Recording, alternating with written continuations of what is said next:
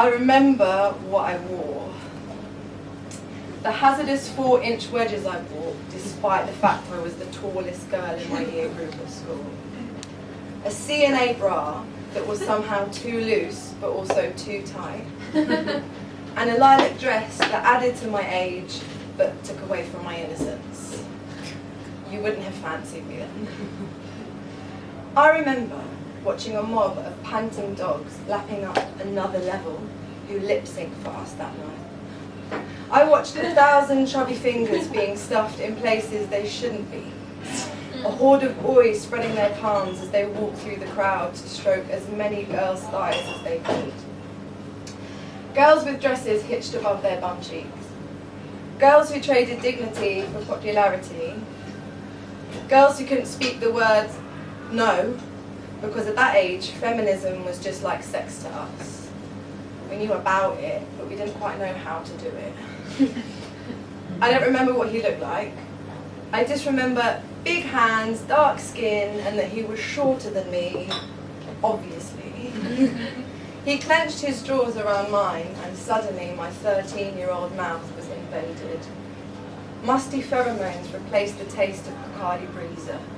A furry upper lip scratched at my nose. My cheeks were soggy with excited saliva being kissed like a pit bull. And pit bulls were taught to stab teeth and lock jaws till their victims submitted. As puppies, they learnt to be aggressively male, and these lessons turned generations of boys into unwilling brutes, into unhappy alphas. I would spend years ripping these pit bulls off my lips till I bled, so when you kiss me now, you feel the scars that they left. You taste their blood in my flesh. Kissed him back though, obviously. And I kissed like a fish. With glazed eyes and tense lips, my mouth turned into a cat's bumhole, and I tentatively stuck my tongue in and out of his unlucky mouth. Told you it was graphic.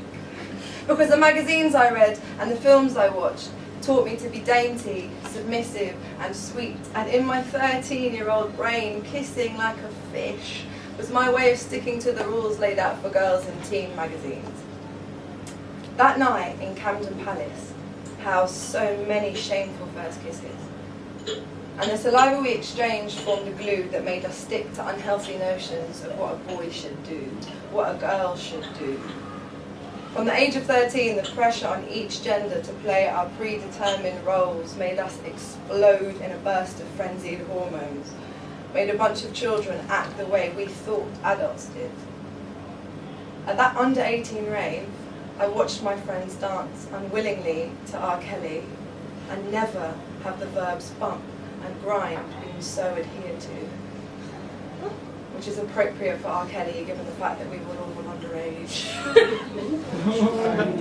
As our adolescent hips as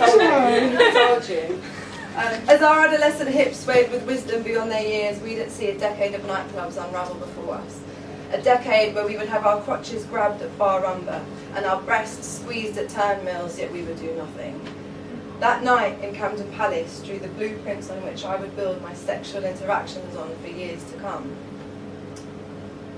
But then you came along. And I wanted to protect you from the legacy left by that first kiss.